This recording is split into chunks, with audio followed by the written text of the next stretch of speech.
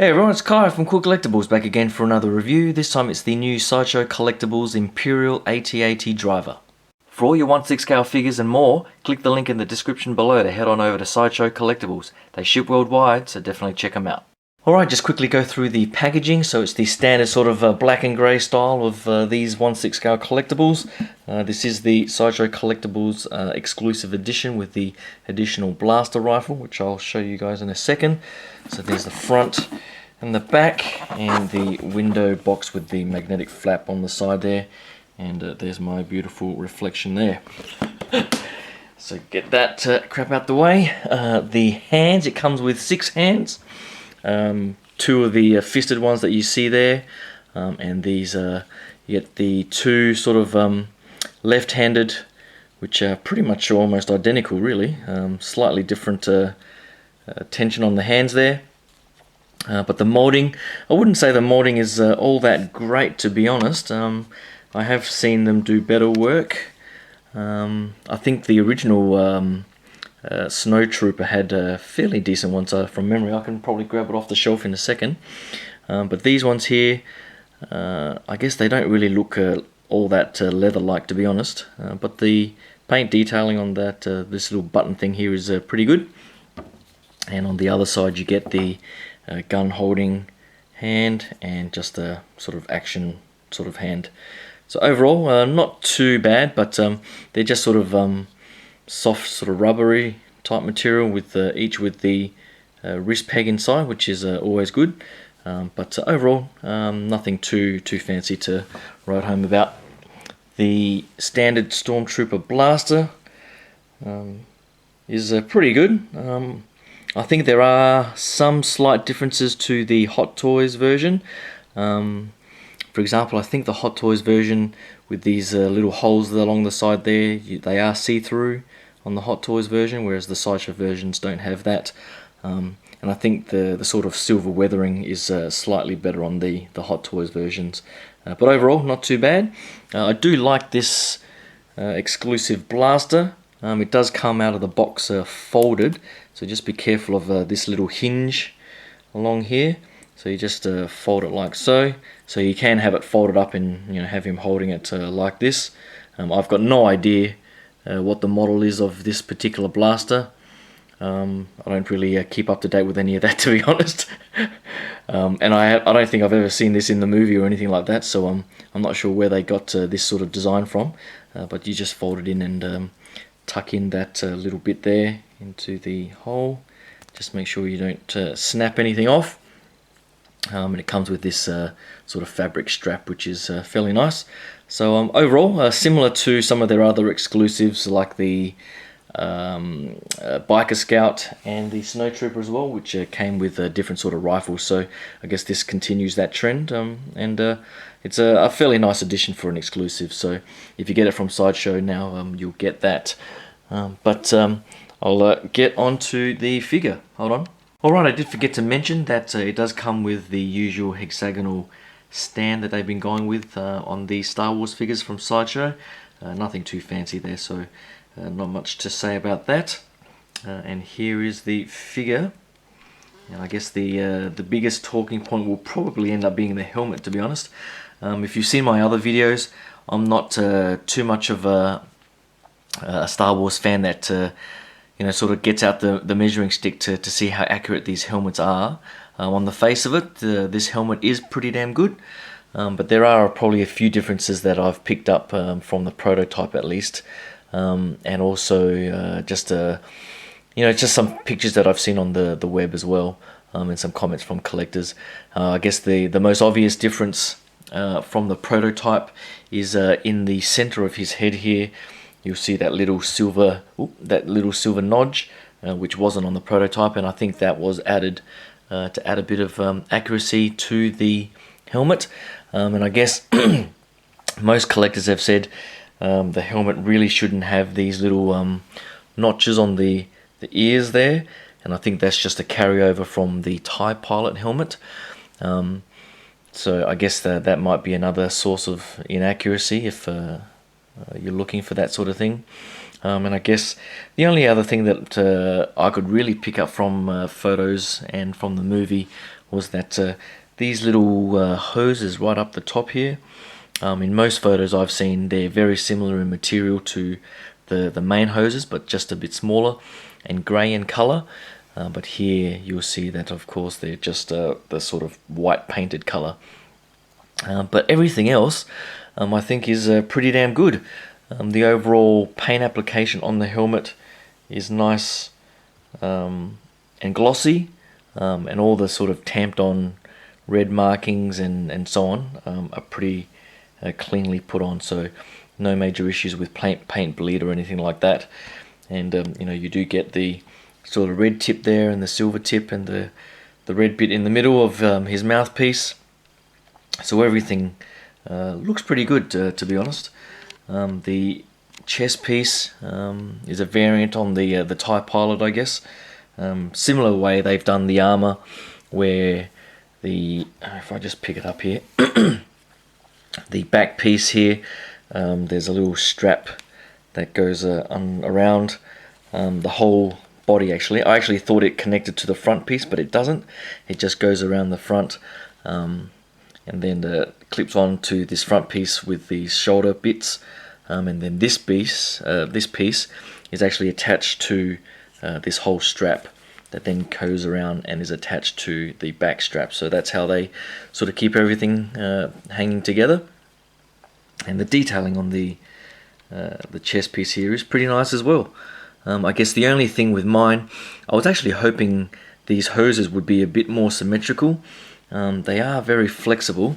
Now you can, well, mine actually came out, which is okay. You can sort of slot it in there and it'll stay in there fairly easily, so it won't break or anything. Now I'm not actually sure. It's very flexible. It doesn't really feel like there's a wire in there, so it just feels like it's fairly hollow in there. But you'll see on mine in here, it just won't insert fully, so it sort of sticks out a little bit. This side is a little bit better. And I guess I was hoping that I could sort of rotate it around or sort of have it sitting in place a bit better. So I'll see how I go with inserting that. But I have seen pictures on the web where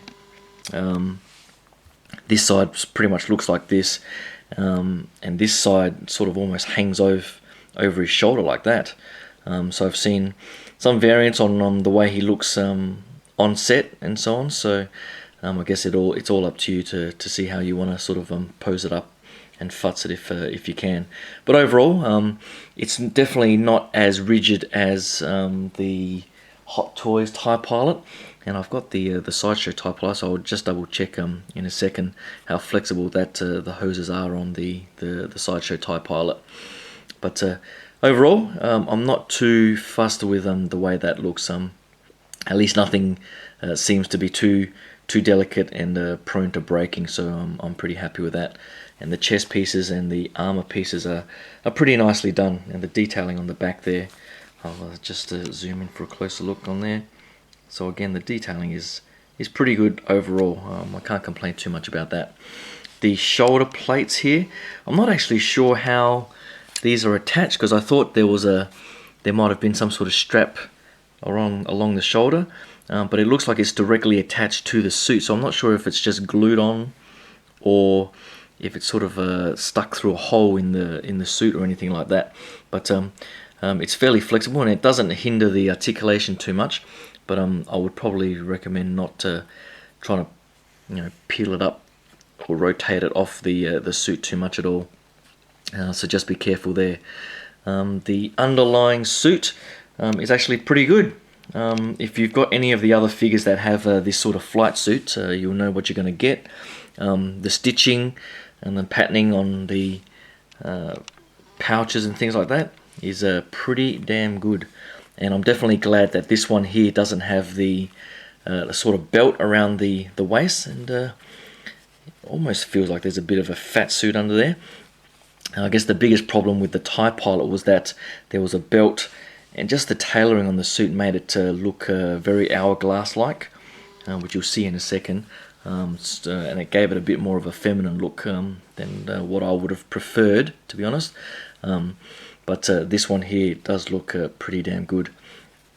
The boots, or the moon boots, or the snow boots, there's definitely no articulation in the ankle that I can see, and it's pretty rigid plastic down the bottom here, but above the top here where the pants get tucked in, it is a softer sort of plastic, similar to the gloves. And the moulding, and you get the sort of moulding on the bottom as well, so overall it doesn't look too bad. I guess the only other thing I would have liked is maybe just these straps here are almost bright white. It would have been nice if there was a bit of weathering or something along those lines there, or even just a bit of weathering in the suit. It looks very sort of grey and brand new, so a bit of weathering would have added to the realism a little bit. But other than that, it's not too bad. Articulation wise, the hoses do hold the head back quite a bit, but because I've got one off, it's sort of, you can sort of rotate it. The neck joint is quite loose, and so with the hoses, if you try to turn it, it'll gradually go back to the sort of center position. But other than that, it's not too bad. The shoulders, this one seems a lot tighter on mine, on the right arm here, but you can get them out to fairly wide. Double jointed elbows, as you would normally expect with this sort of figure. It's strange that I only just noticed that the arm rotation forward and backward is on a ratchet. I didn't think any of my other figures had that, but I'll have to go back and double check. But the ratchet on this right arm is definitely stronger than on this arm, where you can sort of just sort of feel it. But you do get the bicep swivel there as well. There is waist rotation, but the fat suit underneath sort of limits that quite a lot actually. Can't get too much movement out of the torso at all. And the legs, you can sort of lift them up, but with the straps and so on, it pretty much just goes straight back down. And they do ratchet out to the sides as well. But there's not much point having them out to the sides if you can't sort of get that ankle rocking motion going. So for this guy, most people I think will probably have him in just a sort of museum pose holding the rifle, I think. So it would have been nice if they had some sort of diorama or something with the cockpit or something like that. But I guess that it's good that they try to keep down the cost without including that sort of stuff. But that's pretty much it on the articulation. Double jointed knees as normal, and the knees are nice and firm, so I can't complain about that. So overall, the articulation is as you would expect, but the suit does sort of limit it a little bit. So to finish up, I might just grab all the other figures with the flight suit and some of the Hot Toys troopers, just to give you a bit of a comparison in size and height. So just hold on. Alright, so here are the Sideshow figures I've got with the variants of all the flight suits, and they do look pretty damn good. And as you'll see, Luke, of course, is a little bit shorter than the others, with the recent TIE Pilot and AT-AT driver pretty much being the same height. I'm not sure if they're using exactly the same body as I was talking about before. The TIE Pilot's got that sort of pinched waist around with that belt and the tailored suit. So I'm not sure if the underlying body is different. I guess I was saying that it does feel like there is a bit of a fat suit under there. So the underlying body could be the same. Bosk here is probably the most different in the flight suits. Probably different. It does have different pouching and so on. But the overall sort of khaki type material is pretty much the same. And as you'll see, he's pretty much on par in height as well. And I've got over here the Hot Toys Shadow Trooper, which I think is the same height as the taller Stormtrooper if you got the Stormtrooper 2-pack and not the shorter one. And he is slightly shorter than the TIE Pilot and AT-AT driver. So when I first got these, at least the TIE Pilot, I did think they were a little bit oversized or too tall. But in the big scheme of things, it doesn't really matter too much to me. They fit in pretty damn well. And I'm looking at it here, some of the photos that you see online, the helmet does seem a little bit almost too big. I think the proportions overall, when you look at the figure in its sort of full width and so on, it does look pretty good. So I can't complain too much about what they've done with this particular figure.